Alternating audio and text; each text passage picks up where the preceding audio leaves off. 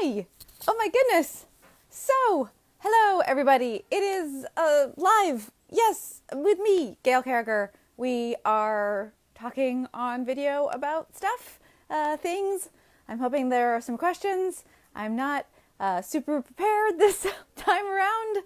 Things have been generally chaotic, as one might expect. I hope, or not hope. Helen, oh my goodness. Wow, all the way from France. This is exciting. Hi.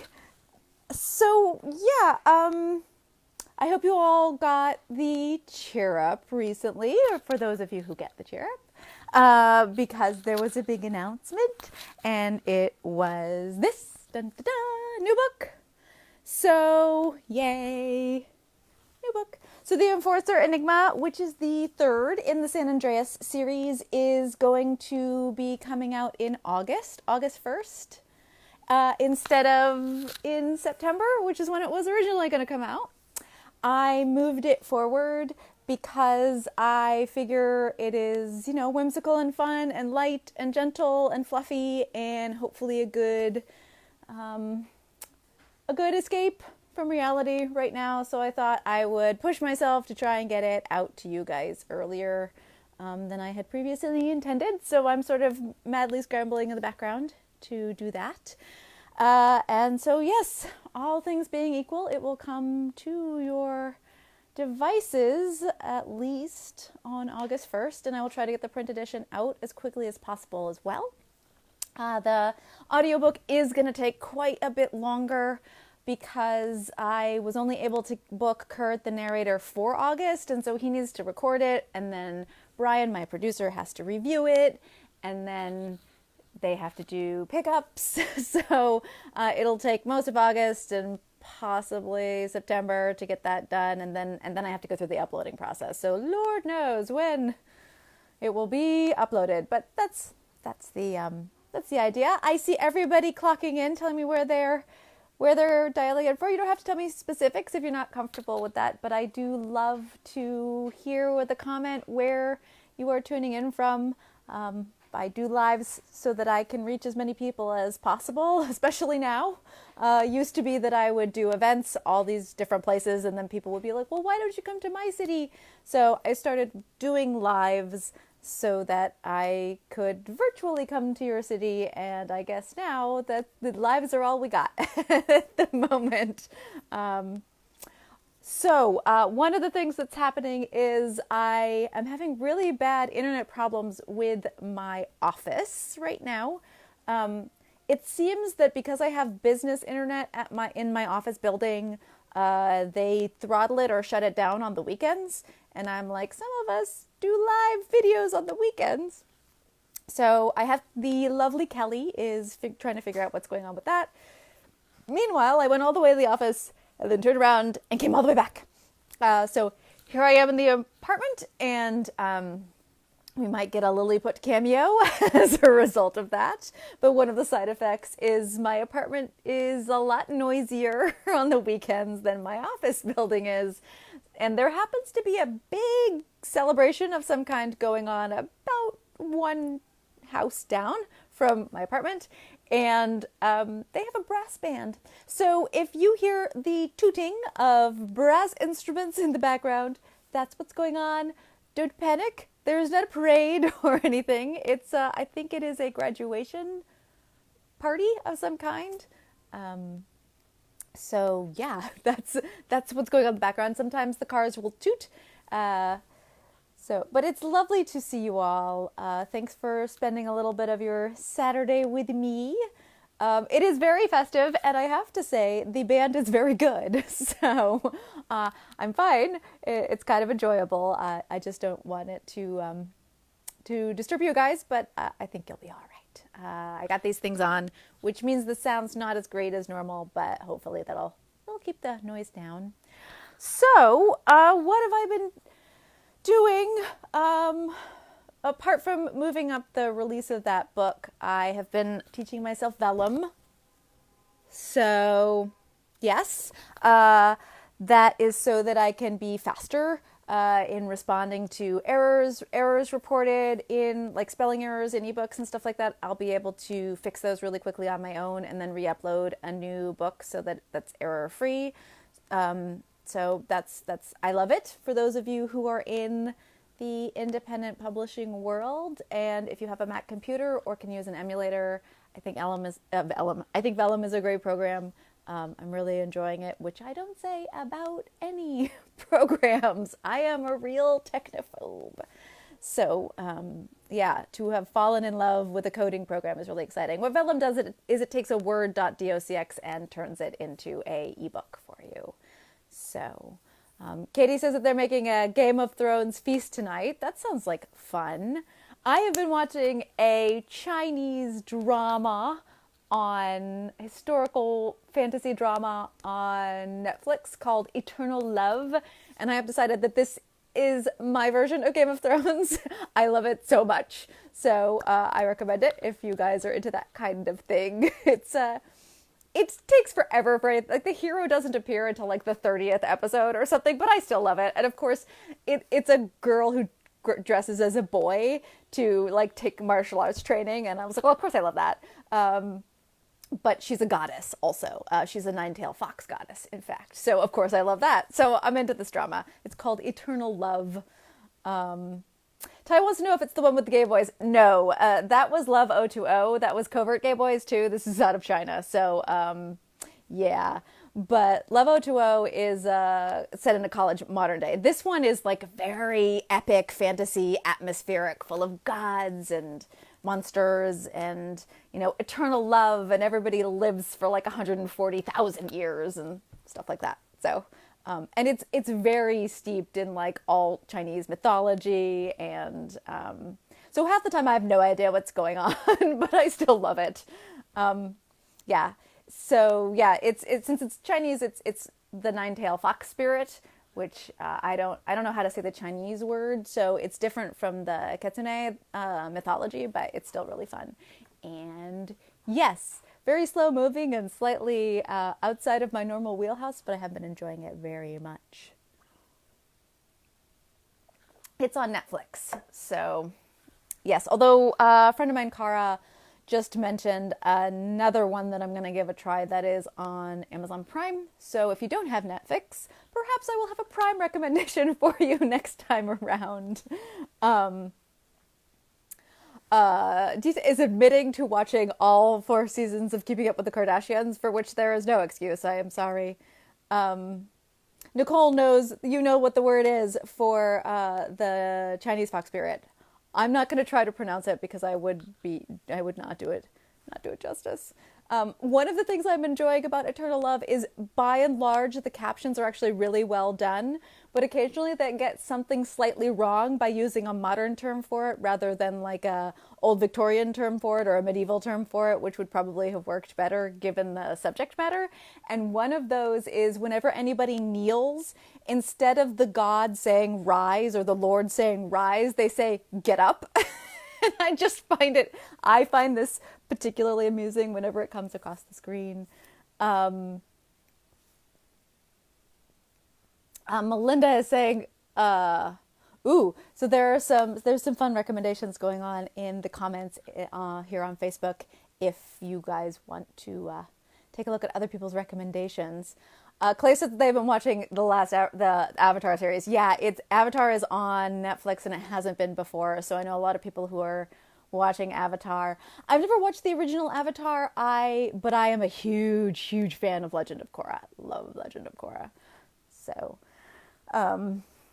anyway, Lavender saying K-dramas. Yeah, I have just dived headfirst into I started with Chinese dramas, and then Netflix has just been being like, here's a Japanese one, here's a Taiwanese one, here's a Korean. I will try this. I don't know if there's something weirdly comforting about them. I think the pacing feels very vintage to me, or like period dramas, and of course I love period dramas. So, or historical costume dramas. So okay. Ty is yelling at me about something that they want me to watch that I've resisted watching for some reason. Um, it's probably if I've resisted watching it if it's not on one of easily attainable on one of the streaming services that I like to use. So that's kind of, it's a terrible excuse, but that's my excuse these days is if I have to go find Crunchyroll or something, it's just not going to happen. I have, the AB has Netflix. I have Prime, and then we sort of have Hulu, which we've been contemplating dropping forever, and I don't like Hulu's platform very much. So those are the things. Right.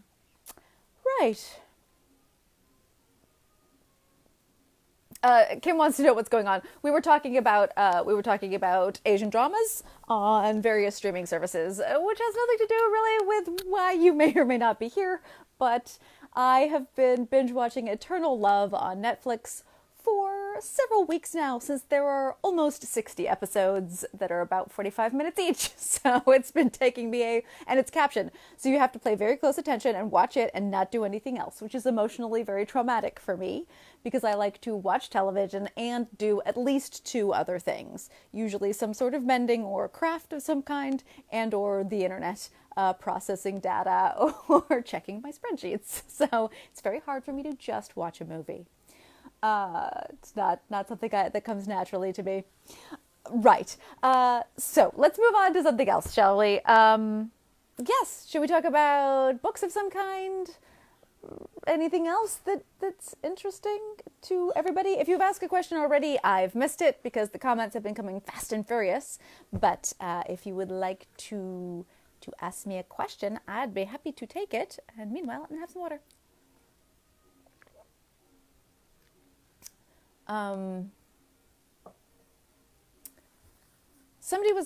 Who was talking about, there's a new Catherine the Great that's going on right now on television. My Frock Flicks people, mine, one of my podcasts has been talking about that, but I haven't been watching it.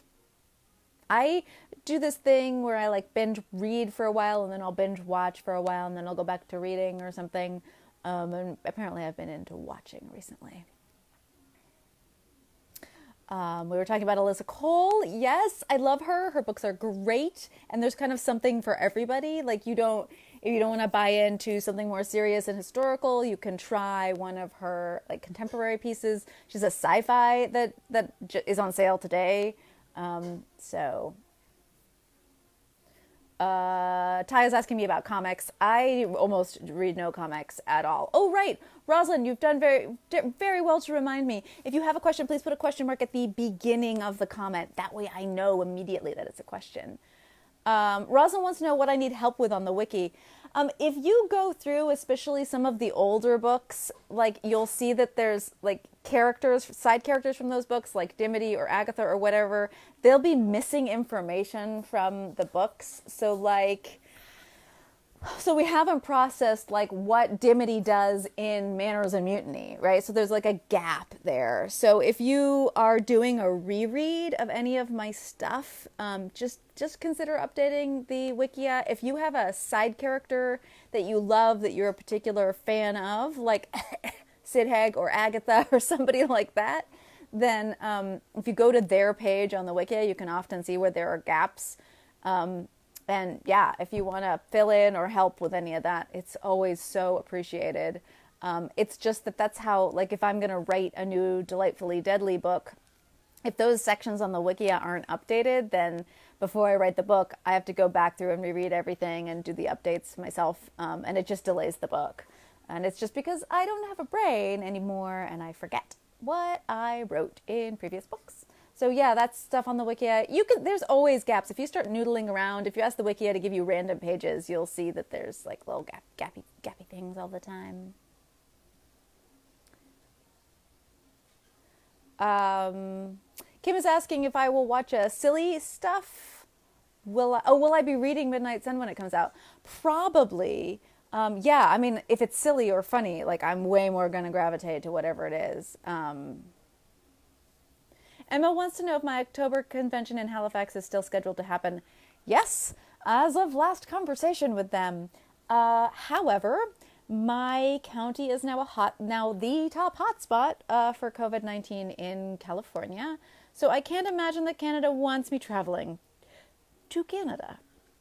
Um, and I, like, if they institute something like a quarantine, like, I'm not going to go 2 weeks ahead of time to quarantine myself in Canada in order to go to a 3-day convention. And the convention people are not gonna are not gonna offer that to me. So yeah, as of last notification, it was still going, but I honestly can't see how it's gonna still happen. But they haven't told me no yet. So as of now, it's still happening.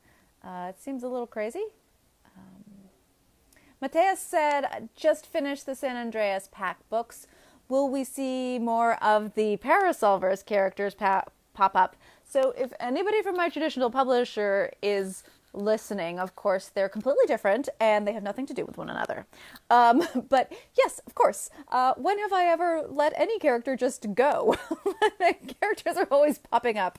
Yeah, I think you'll be really... It's definitely like background residual mention, but as I said in the cheer up, this book is Judd's book, and Judd is the linchpin character between the Parasolvers and the... so this is Judd's book. Well, it's Judd and Colin's book, but Judd is the longest lived of the San Andreas pack, and so he's the only character who's in this pack that has lived through supersaturation, except for Mana, but Mana's not technically part of the pack.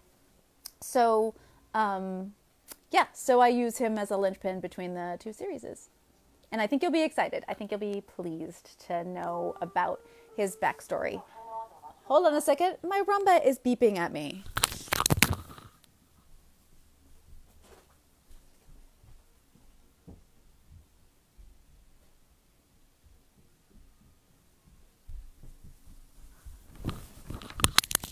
Sorry about that.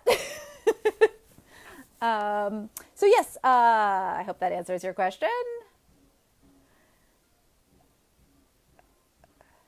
I'm reading through comments, looking for another question. Sorry about that. The Rumba, which speaks to us in Russian, because in Russia, Rumba vacuums you, is we've been having Rumba issues. So the Rumba has been like just doing strange things. It's, you know, it's the apocalypse. Apocalypse is what my cat does. Apocalypse is what we're going through. And apparently the Rumbas are rising up. So just so you know. Stein wants to know what a Rumba is. A Rumba is a vacuum cleaner. It's a robotic vacuum cleaner. Emma says, I love your book recommendations so much. What am I reading right now? So I have, what do I have to read? Oh, I don't know what's on my like pile right now, because as I said at the beginning of the live, I was binge reading and then I just stopped reading all of a sudden and decided to binge watch instead. So what I've been doing is rereading and organizing all of my books into Goodreads. So you might see my Goodreads account like ramp up, but as I reorganize stuff and I put stuff on lists and things like that.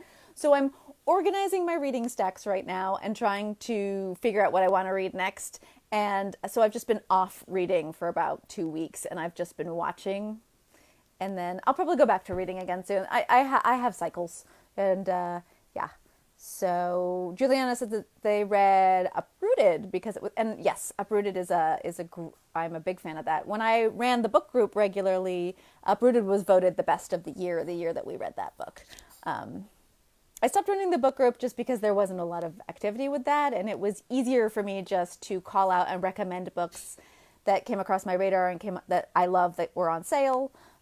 So that's why I've sort of been pivoting the way I recommend books to you guys and talk about books. Yeah, so I don't have anything new that I have read recently to recommend to you, but I'm sure I will by the time the next Cheer Up rolls around. And between now and then, I'm always calling out books that I love that go on sale or that I think you guys would really like. Doc wants to know what would be a good steampunk dirigible sport. Well, badminton, obviously. Wouldn't it be fun to play badminton between two dirigibles? Like, you'd need something to be the net, but like, I just imagine the shuttlecock just like going bloop, bloop, bloop from deck to deck. Seems like it would be lots of fun. And I love badminton. Do do do. When Emma wants to know when I'm going to be able to show the Cheer Up members the Heroine's Journey cover. So I don't want to overwhelm you guys right now. So I just sent you the new Enforcer Enigma cover. And I am working really hard to get that copy edited and uploaded and ready so that, it distributes in time. I know it seems a long way away to you, but in the grand scheme of publishing, it's like right around the corner. So that's kind of where I'm focused right now. However, the next Cheer Up doesn't go out until the beginning of July, so I have some time. And if between now and then I manage to get the pre-order up for Heroine's Journey, then I will immediately tell you guys and show you the cover for that as well. So it should be sooner rather than later, I hope. It's completely different. It's a nonfiction book, so I'm not quite sure what you're gonna make of it, but yes, because uploading the cover means uploading the description and getting that. Like it's just kind of, I don't like to put up a blank anything. I don't want to put up a description without a cover. I don't want to show you a cover without a pre-order. And mostly that's because if I do something like that, then I just get hundreds of questions being like, where can I pre-order? What does the cover look like? And that's great. I want that, of course. But it's easier for my little OCD heart if I just have all of my ducks in a row and I'm like, boop, here it all is for you. So it's really a matter of whether I can get all of those ducks in a row before the beginning of July. And I think I can, but we'll see. It kind of rides on this one, which is currently my priority, obviously, because it's coming out first. As soon as that one is kind of as in the bag as I can make it, then I will turn my attention to Heroine's Journey, and hopefully soon you'll get to see the cover. I'm really, really pleased with the cover. It's obviously, because it's nonfiction, completely different from anything you've ever seen before, and Starla and I worked hard on this one. Well, she worked hard, and I kept making her change stuff because she is so tolerant of me. But I'm really happy with what we ended up with, and I hope it has the right spirit, the cover. But I'm sure you guys will tell me. Have I been on TikTok yet? I have been on TikTok. I have not seen this book talk. I should investigate it. But yes, I mistrust TikTok. It's not a particularly private platform, secure platform. What's the word I'm looking for? Well, anyway, but yes, I've been on TikTok. You can find me there under Gail Carriger, as you can find me everywhere that I am on Gail Carriger, as Gail Carriger. And I really like their morph function. It makes me happy. And I like to have silly music when I do stuff. So you'll find that. But it's mostly fashion videos, and then I've done some book videos that are like book processing. And I'm thinking of doing sort of maybe some cover art transition videos on TikTok so you guys can see how a cover comes into existence, what it starts out as, and what it ends up at. And I might do that with the Heroine's Journey cover because, like I said, we went through so many stages with that one.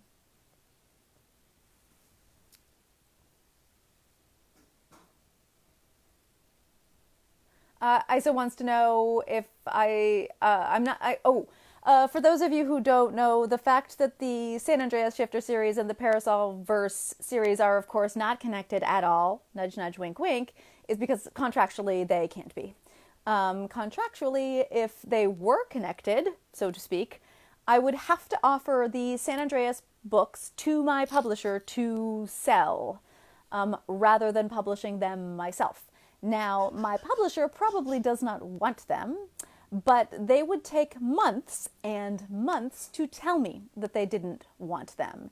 And so every time I wrote a San Andreas book, it would take 2 or 3 times longer to get it out to you if I had to involve them in the process. So I said that is the answer to your question, and the reason that they are, of course, not connected at all. Stein wants to know, do I have any books that I love despite not liking the author? Oh, that is a brutal, yeah. Sure. I will say that if I learn something really rough about an author, it means that I will look back or look back on a book in with different eyes, and it will make it hard for me to love that book with the same passion that I did before. I'm not one of those who, and possibly because I am a creator, I find it very, very hard to separate the person and the creator's personality from the product that they produce, or the art that they produce, or the book that they produce. I don't think I personally can look at art for art's sake. And this is a long debate. In fact, Cory Doctorow and I spent about 4 hours debating this at a Comic-Con one year, very drunk and very late into the night.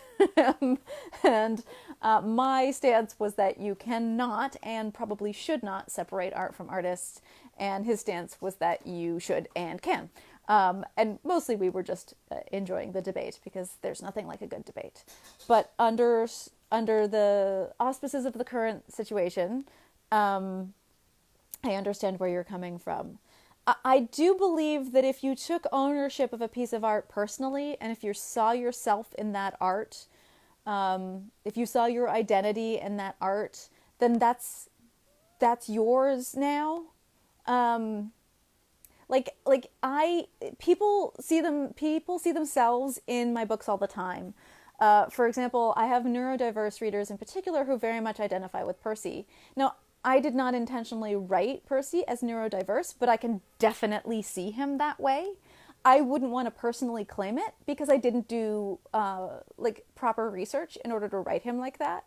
And I would have done better, I think, if I had. But I didn't intend him to be that. I just intended him mostly to be super socially awkward. But if you are neurodiverse and you see yourself in Percy and you love him for that, then he's neurodiverse for you. That's fine with me. He's yours. Like, I don't write my books in a bubble. Like, then I would write a diary, right? I wouldn't put them out into the world. I put them out into the world so you can see yourself in them and identify with them, regardless of my intent. That's different. If you are a great love of a book, and then the author turns out to be not great, you're still allowed to love that book. Like, that's okay. But it probably behooves you to at least slightly attempt to re-examine that book in light of this knowledge. And maybe seek out other possible new great author loves, who perhaps are not disingenuous, I guess, would be what I would say. But yeah, I mean, there are certainly books that I read and I enjoyed. I can't think of any books that are like super loves of mine where the author has really messed up, shall we say. But there are definitely books that I liked and enjoyed, and then it turned out that the author was horrible later. So I read Ender's Game very early on. And I'm not a huge fan, but I mildly enjoyed it. And it turns out Orson Scott Card, not a nice person. So, yeah, so like here's what I would say more than anything, I guess. It is hard not to do, but I urge you not to, and I include myself in this, not to turn authors into demigods. We're all fallible and we all have profound flaws, and we're all on journeys of self-discovery and learning, and no author is perfect, and there are always going to be cracks and disagreements and flaws that come up between you and them because of that. And so I think you're liable to get your heart broken if you turn an author into a demigod, or a politician, or an artist, or an actor or an actress. And I think you're better off turning like friends who are true and honest and loving towards you into, people that you admire most, than strangers who you've never really met. Which is kind of why I write that way, I guess. But yes, and I include myself in this, I'm learning. I took a long, hard look at all of my book recommendations lists over the years, and, I've been focused and tried really hard to pick queer authors to recommend to you guys quite a bit, but I've been bad about people of color and Black authors in particular, and that's my fault. And so I'm like, oh, well, I have to read more and I have to recommend more authors of color. And so like what's one of my big things right now is to be like, okay, we gotta go back and recommend more authors that I love that I just didn't think I thought in terms of queer, and I didn't think in terms of other terms of marginalization. And that's because I come out of the queer community, and so that is the community that I've kind of mostly focused on in terms of advocacy. So yeah, we deviated. It's a learning process, I suppose I should say. And part of that learning process is, as readers, we grow up. And part of our growing up process is realizing that some of the authors we loved with the passion of youth, and if you're a reader, there is nothing like your early love of the perfect book that you find when you're 10 or 12. And part of our reader education and our reader growth is realizing that those authors were fallible, that the book might have been perfect for you at that moment in time, but the author had work to do. Although I will say that that my personal hero, and so clearly I do it too, but my personal hero, Tamora Pierce, has been pretty solid during this time we're in right now. So if your personal hero has betrayed you in terms of childhood, young adult fiction at this moment, then maybe Tamora Pierce is there to catch you in her hammock for a little while. Right, we got serious for a bit, but Ty wants to know if I've started writing the next Parasol verse book. So, one of the things that I have been struggling with, a lot of authors have been struggling with right now, is being creative in the current times. So, I've been having some struggles with that. It's me, so I anticipate muscling it down and figuring it all out. And I have started to get really good story ideas, and generally that's a sign that my brain is starting to wake up and I'm ready to write creatively. But because of the bump up of the Enforcer Enigma and because of the Heroine's Journey, I basically have just allowed myself to not be creative right now and focus on production and spreadsheets and marketing in terms of where am I spending my money? Gotta save some money now, that sort of thing. And for me, emotionally, and I think this is the scientist side of me, controlling those little minutia and putting things into spreadsheet is very comforting. It feels like I'm in control. So I'm doing that rather than starting a new project. The beginning of a new project is always really scary because it's this huge unknown. And I go through this process as an author, which I've talked about before, where especially the first 1/3 of a book, I hate it. I hate myself. I think I can't write. Confession time, right? Here I am over 10 years in, and yes, I still struggle. Authors, we all struggle.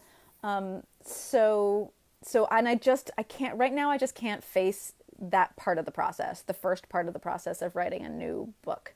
So I'm waiting for the excitement of the ooh shiny, which eventually will happen, and then I'll start writing. But I haven't even decided which book I'm going to write yet. I have 3 that I would like to write, and one of them is a Parasol verse. It's the next Delightfully Deadly book. One of them is Tinkered Stars. It's the second Tinkered Stars book. And the other one is the 4th San Andreas book, because as I finished Enforcer Enigma, I immediately got excited about a new character and a new love story in that universe. So I have 3 good ideas, and they're just waiting in the background for me to free up the mental space, but also the emotional space to tackle a new project. But fortunately, I have other stuff I can do right now, so I'm not just sort of waffling. I can focus on, learning vellum and figuring out how to format my own books and stuff like that. Mari wants to know if I've developed any strange quarantine hobbies aside from drinking. I'm learning how to make tiki drinks. That's been an exciting quarantine hobby. I have some very strange quarantine food. Turns out if I am left to my own devices, yeah, Didn't realize how much I ate out until I wasn't eating out anymore. And I make very, very strange things with eggs. I love an egg, and I will just open whatever's left in our refrigerator and be like, how can I combine that with an egg? So that's my strange hobby, I suppose. And deciding that for some reason I had to completely redo my Goodreads account.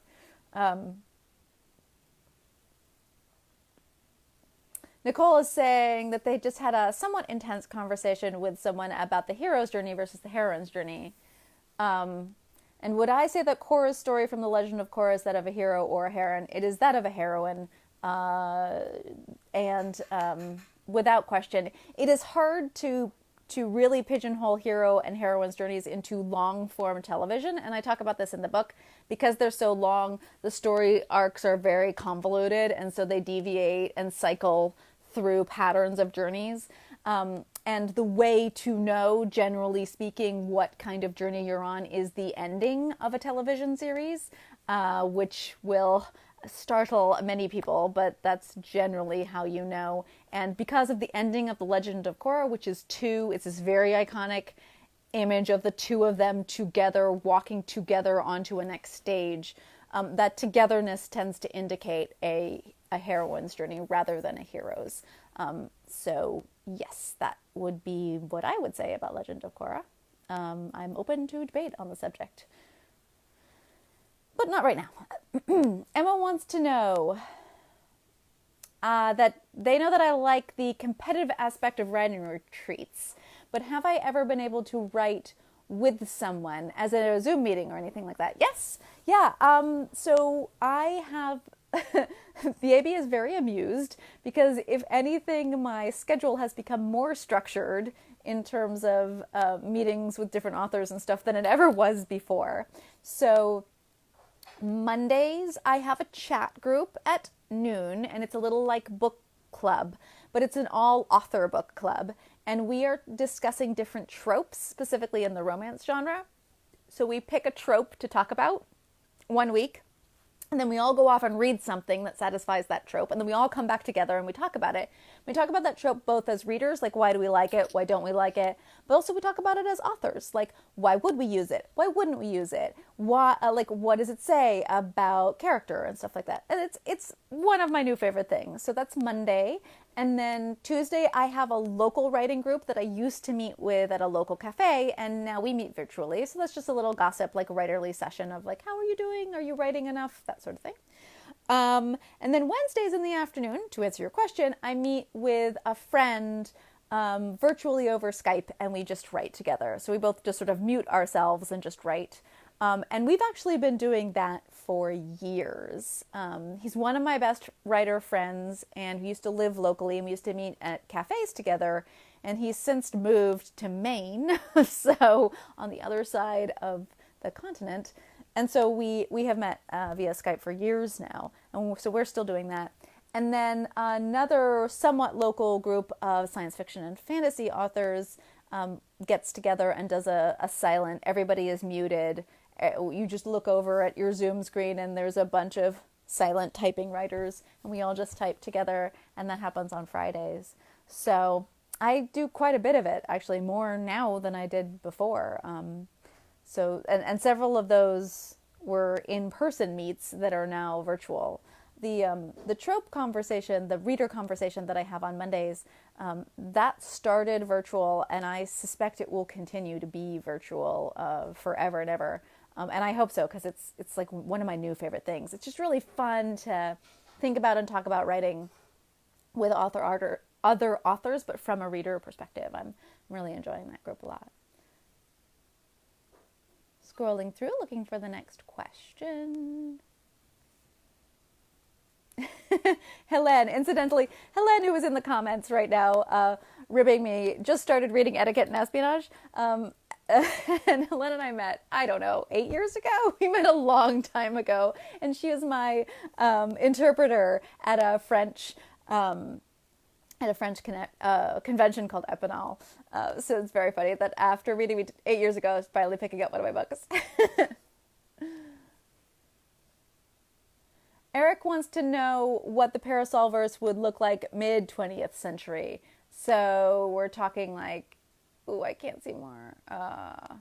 Mid 20th century, so like suburban fantasy. I always talk about how hilarious it would be to write a sort of combination of urban fantasy and Mad Men, 1950s or what have you. I can. I mean, like, you can imagine, or I could imagine what McCarthyism would be if it were also like going after shifters as well as, other elements of society. But it is a fraught time period, and modern American history was never my forte. So I don't know that I would necessarily ever write set in that time period, despite how I like to dress. But sure, I can imagine it. Sarah wants to know if I will ever write a story set during supersaturation. Supersaturation is quite a tragic event.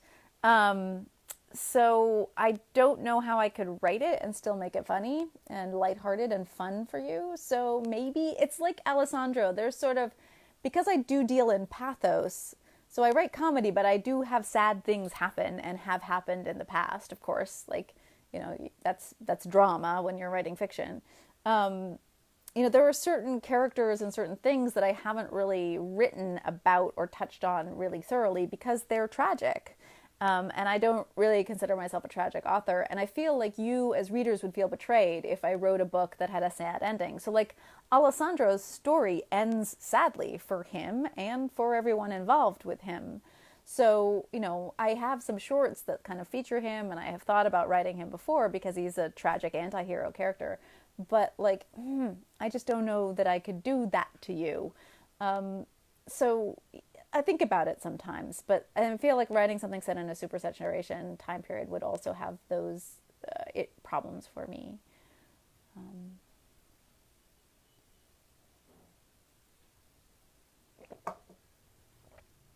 I'm looking for more questions. Oh, Andrea says they just found the Prudence and Imprudence books in New Zealand. Yay!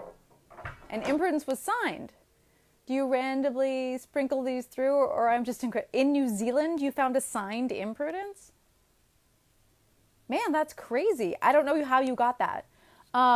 So Borderlands will ship international, so it's possible that somebody ordered it from Borderlands, but all the way to New Zealand, the shipping would have been quite expensive. I haven't been to New Zealand, I think. It's possible I went just after Imprudence came out. I have been to New Zealand several times, so it is possible that I was there and signed it and signed stock for a bookstore somewhere in New Zealand. I've done it before. But I can't remember whether that was the last time I was in New Zealand was before or after Imprudence came out. So it's either shockingly surprising or not that surprising at all, depending on me and where I was at the time. But my memory is shoddy.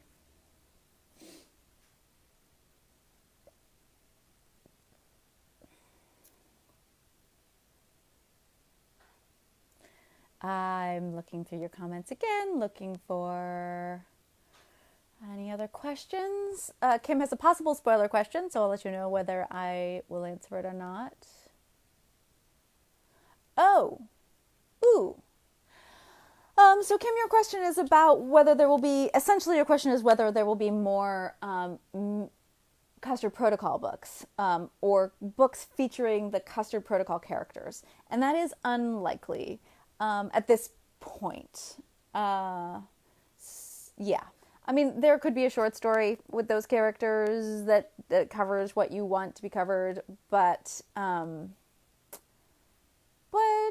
would have to want to revisit those characters, and currently I don't. At the moment, I feel like they're fine. They don't need me mucking about in their lives anymore. So, maybe, but not very likely. And if I were to write anything with those characters, it would definitely be on the shorter end of the spectrum. There's not going to be any more actual Custard Protocol novels in that series, at least not at this point in my life. So remember, please, if you have a question, to put a question mark at the beginning. Otherwise, I don't know if it's a question or not. Although, Anna, I can see the whole of your question, and you ask, what other era of time would I like to write about? So I just talked about moving forward in time from the parallel verse. I actually, if I'm going to write if I'm going to write in the past or anything in the past, I would personally rather go further back in time. So being an archaeologist by training and a great lover of history in general, my inclination would be to go back. So clock punk or beyond. I have thought a lot about a Romano-British setting. I have thought a lot about Etruscan time periods. So there are places and time that I have a lot of personal experience with because I excavated there.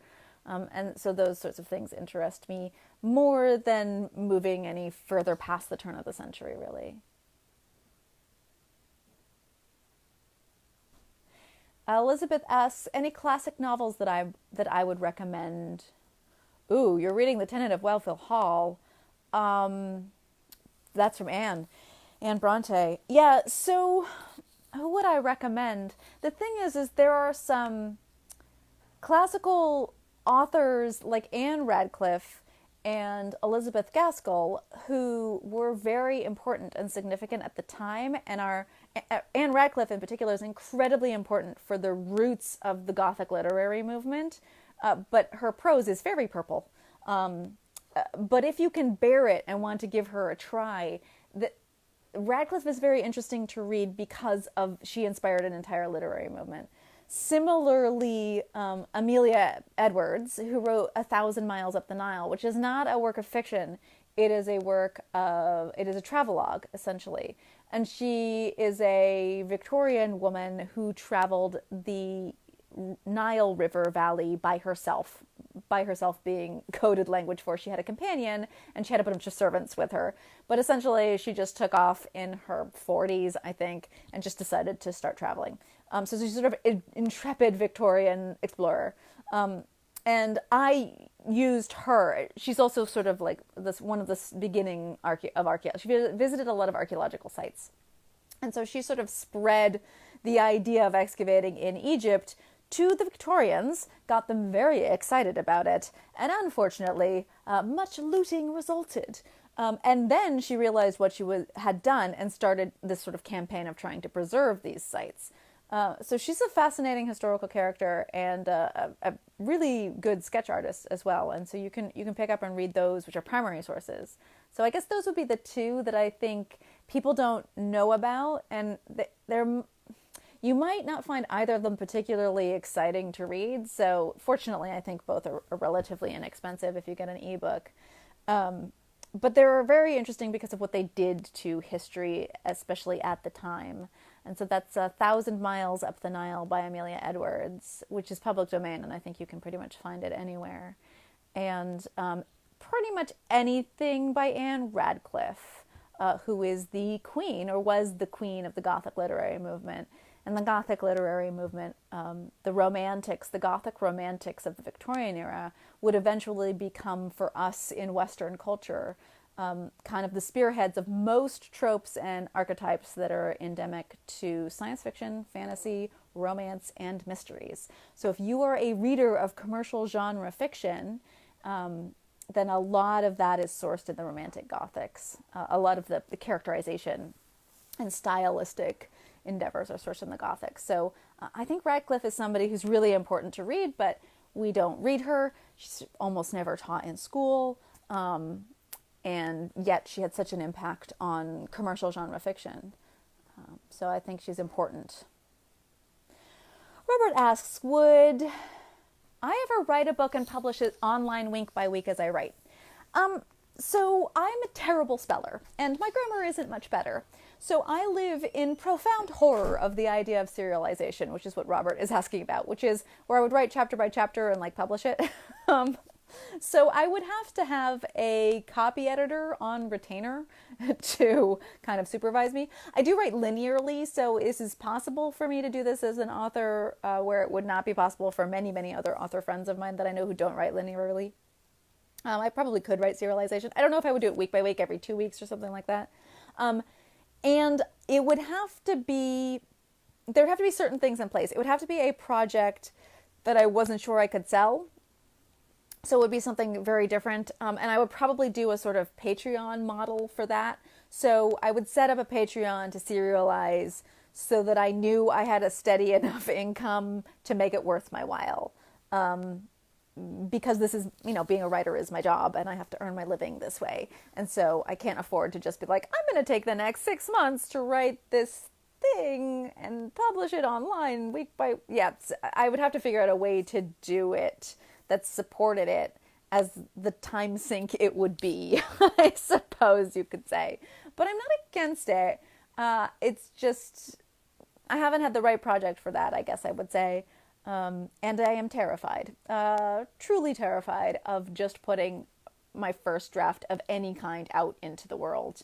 The draft that I send to my beta readers, or my developmental editor. So it's usually like the draft that goes to my developmental editor. I do the dev edits, then it goes out to my 4 beta readers, then I do those edits, then it goes out to my copy editor. Right? That's the pattern. That first draft that's going to my dev editor is usually the 6th draft. Like, I have done multiple passes on that sucker. Like, I have done multiple spell checks. I've done multiple grammar checks. I have usually read it out loud to try and catch as many mistakes as possible. So, yeah. I'm so serializing something like that makes me very nervous. Lavender asks, going forward, I prefer to not go forward in time to the Edwardian times when I write, back further still. So Lavender, I think I answered your question. So yes, I would definitely consider going further back in time than I've written now. Aiden asked if I would ever write more comic book versions of my books. So you can Google Gail Carriger, where's the manga? Because I get this question quite a bit. It wasn't my choice to stop the manga versions of my books. It was my publisher's choice and partly my artist's choice. The artist was tired of drawing only my characters. Rem wanted to draw their own characters for a while, which I totally understand. But I didn't really want to keep going with the same series with a new artist. I didn't think that was fair or really right. Plus, I feel like Blameless ends as a trilogy fine. But I'm totally not against more comic adaptations. I would love it, or illustrated adaptations or whatever. I think it's so much fun. It's one of the reasons I love fan art so much. I love seeing other people's interpretations of my characters. I think that's so exciting. So, I'm totally into that. So it's just, it's really, really expensive to do, and it's something that I would happily license out, but no one else has shown interest, sadly. Ariana asked if there's a plan for crossover or follow-up with the Custard Protocol couples. I think I answered that one already, which is not at this time, and if anything happened, it would be short stories, but probably not. Ancient Greece, Macedonia, sure. I feel like Ancient Greece and Macedonia, in terms of writing stuff set in that time period, is really well covered right now.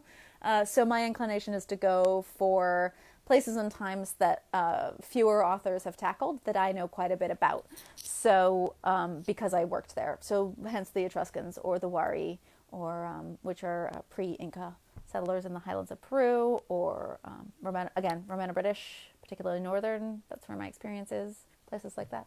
8th century Islamic war tribe, something like that.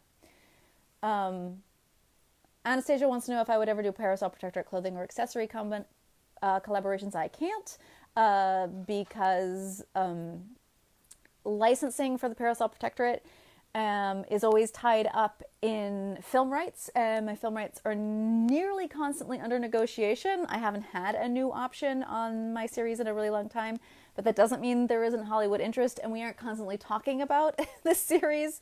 My agent was saying recently that the Parasol Protector is probably the thing that she has fielded the most inquiries about over her years.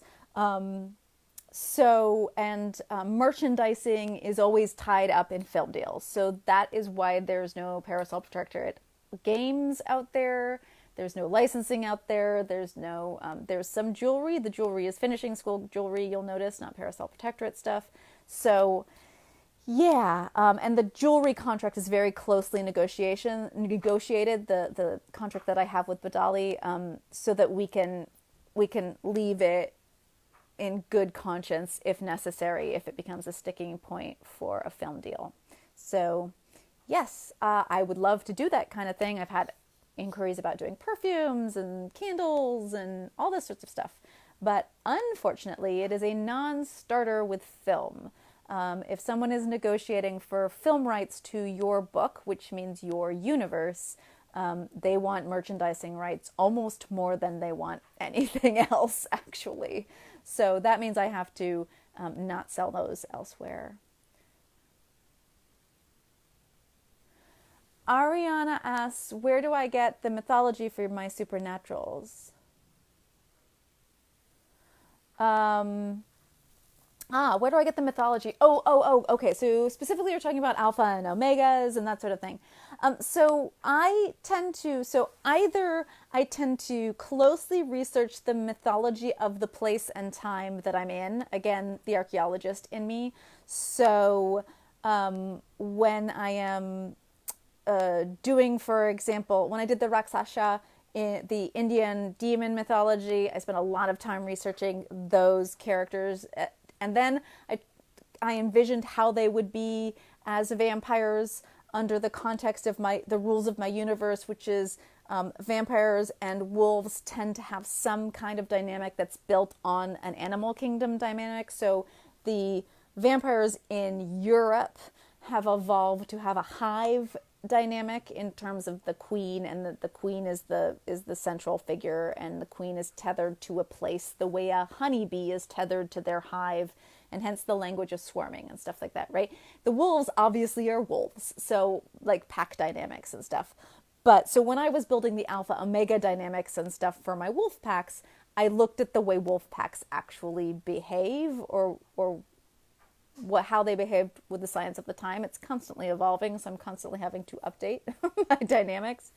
And I did the same thing with the Kitsune. So I took, like, when it's Kitsune, so if they have Japanese blood, I went and looked at the Kitsune mythos and then combined it with how actual foxes behave and act as a person, like interface with each other as personalities, and as rankings and pack dynamics, which in the case of foxes, there kind of really aren't that many. So that's why they don't really have the alpha, they don't have the same system in my universe that wolves do.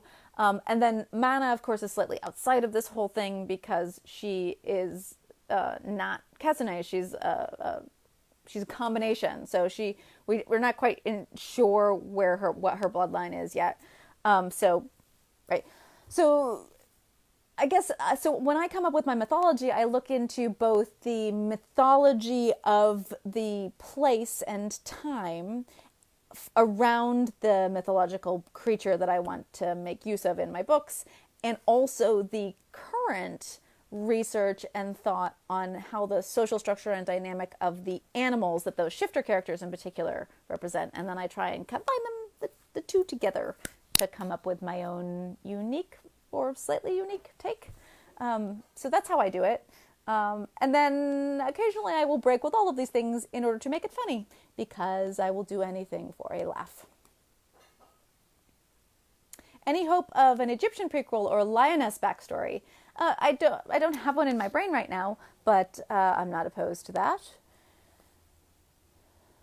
that. Kim wants to know how funny about imagining Prudence and Primrose as flappers in the 1920s. I can totally see that. I think that would be hilarious. Can you imagine what kind of trouble those two would get up to with all the fringe? Can you imagine how Tessera would feel about fringed flapper dresses when Primrose is wearing one? Oh my goodness. The batting that would occur. Lavender wants to know if I keep in touch with the archaeology scene. I do liminally, so I am still I'm still in contact with my PhD supervisor, but she recently retired. So, and right now nothing is really happening in archaeology. All the field sites are shut down, as they should be.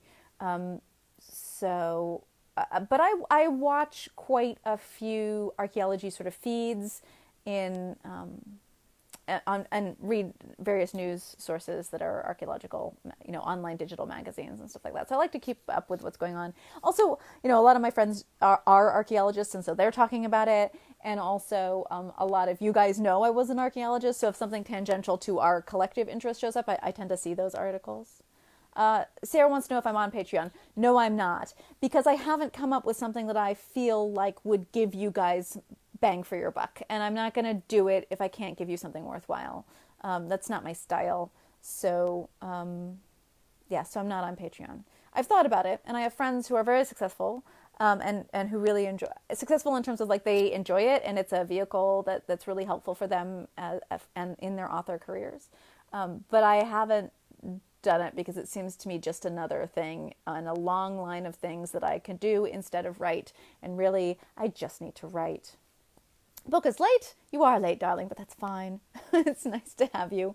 Book wants to know about the Enforcer Enigma cover. I can talk a little bit about it, but hopefully we'll get a print edition eventually, and then I can talk a little bit about it more. But there he is. That is obviously Judd on the cover of the Enforcer Enigma. This is a model from a clip art site, and I just thought he looked exactly like Judd in my head. And I love kind of how powerful he looks, but also just a little bit vulnerable, which is his personality in this story. So just everything about that image just worked for me with this cover. So, and because this is the third book kind of in this arc for the pack, I am intending to write another book, don't worry about it, but it doesn't feature a werewolf. The next book will have a different shifter or different shifters as the main characters. So I went with the yellow because you know me, I tend to end on a yellow.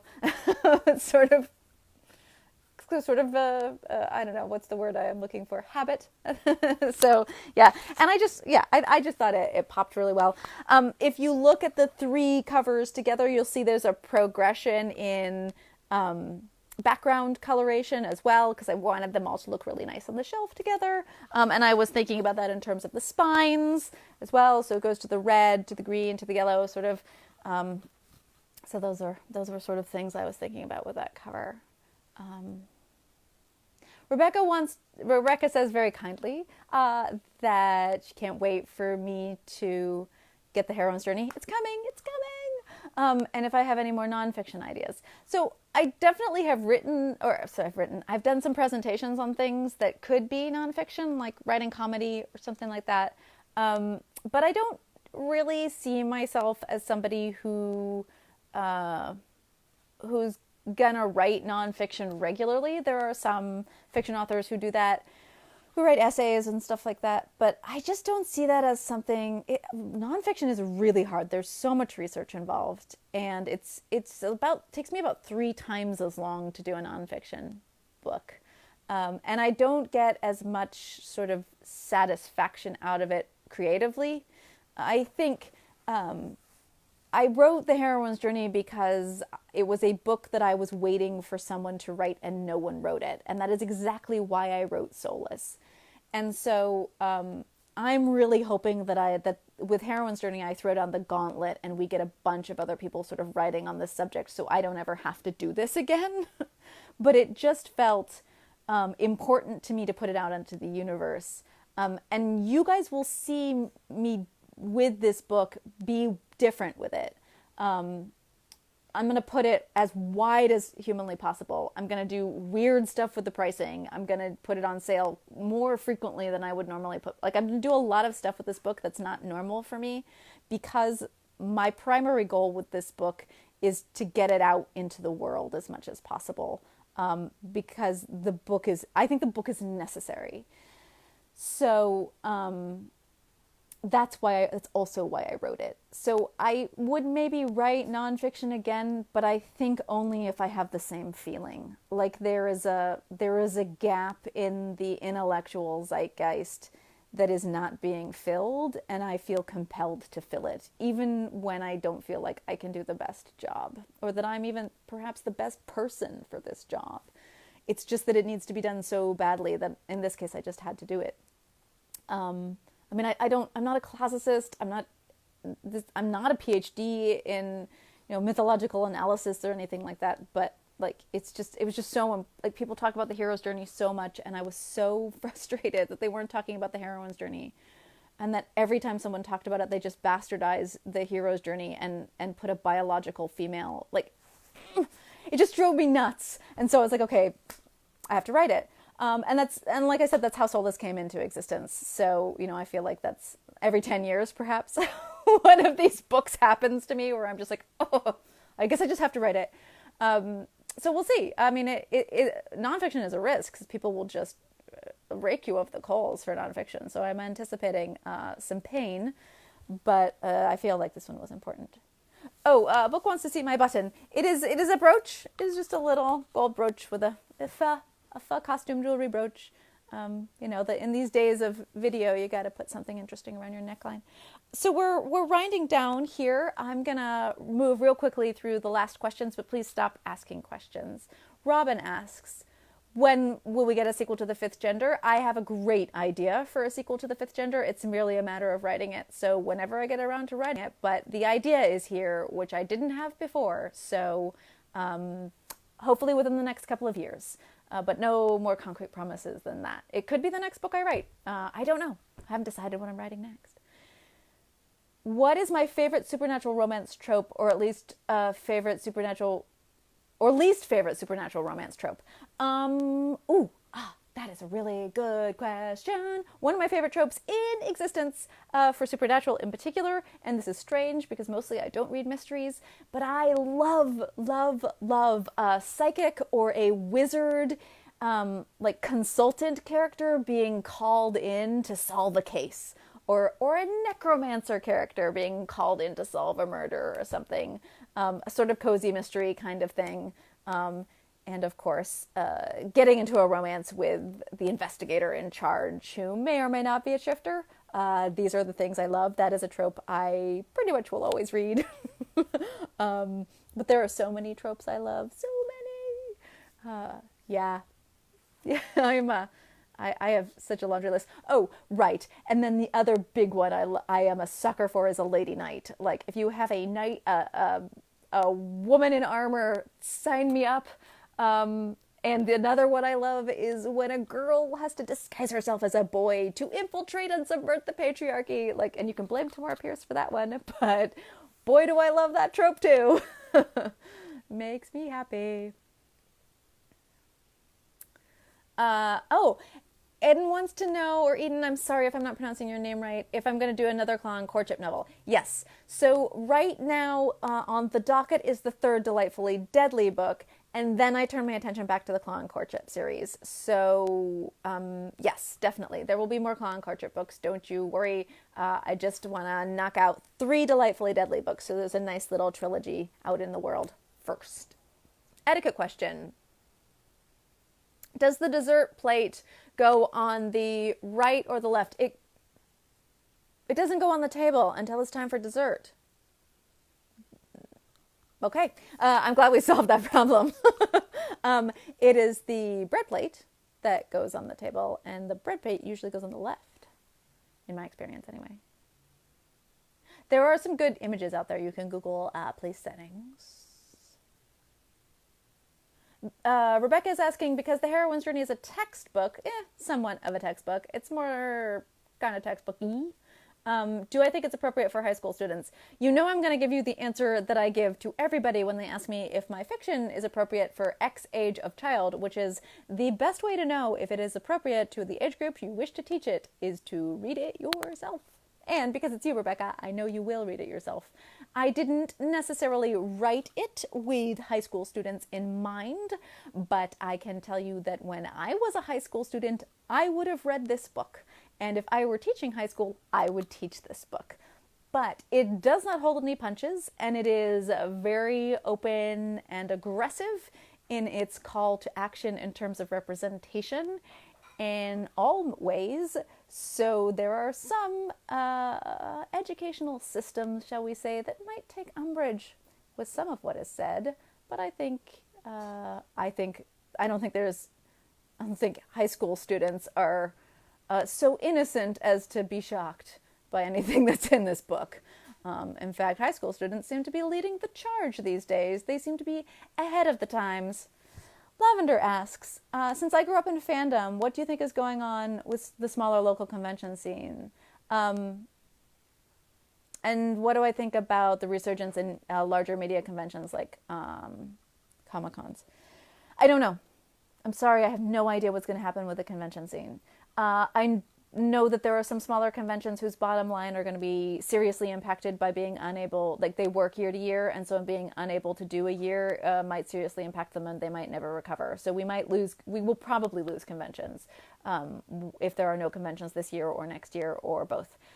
The larger conventions like Comic-Cons, the ones that have pivoted and become nonprofits, I feel like they have probably several years in reserves, or if they don't, they've been badly mismanaged. And so I think that they will be fine. They will just be much smaller for a while until humans forget that this ever happened, because we have a very, very, very short attention span. And then big events will start happening again. We are herd animals and we like to collect. So I can't imagine that large events are going to die forever. Juliana is asking about me alluding to various authors who have been misbehaving recently, and I have to say there are several authors who have been misbehaving recently, and I am alluding to all of them.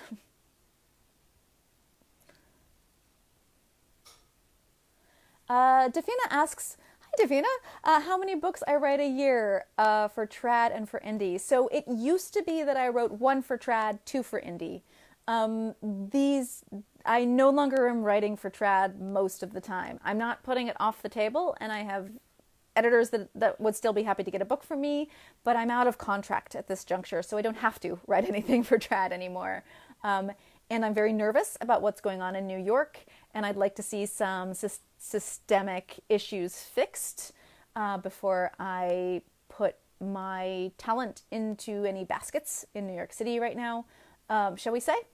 And I can afford to be principled, I suppose. Yeah. But I still work with some smaller presses, that are traditional. So like Subterranean, for example, I am planning and hoping. I think Subterranean will survive the current situation fine because they mostly have an online business anyway. So I think I will probably do some more collections with them. I foresee one maybe next year, maybe the year after. I haven't talked to them about it. We'll have to talk to them further. Probably next year or the year after. So it won't be one traditional book every year. It will probably be one sort of collector's edition, fancy traditional book with a smaller press. And that will happen once every couple of years, 2 or 3 years maybe, is how I see it going forward. I'll continue to do indie books, and it's usually 2 of those a year, and then either a special collector's thing or something else abnormal or weird. So one year I did the Tinkered Stars book.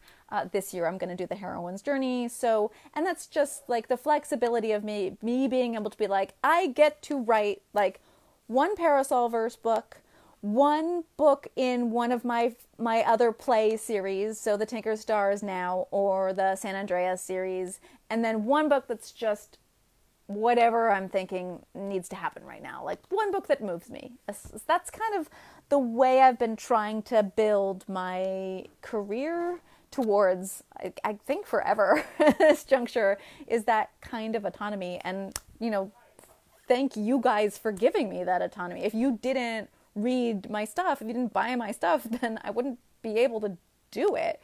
So yay for you to have given me this a crazy level of luxury.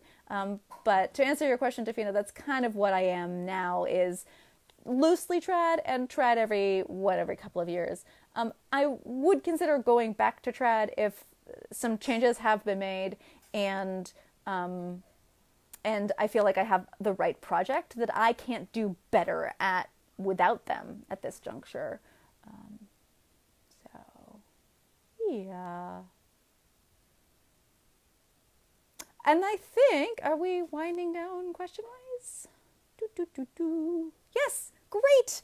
We're a little long, so I'm gonna call it on a baby rant. Why would I change? How normal. I love that you guys all came out, and I love that you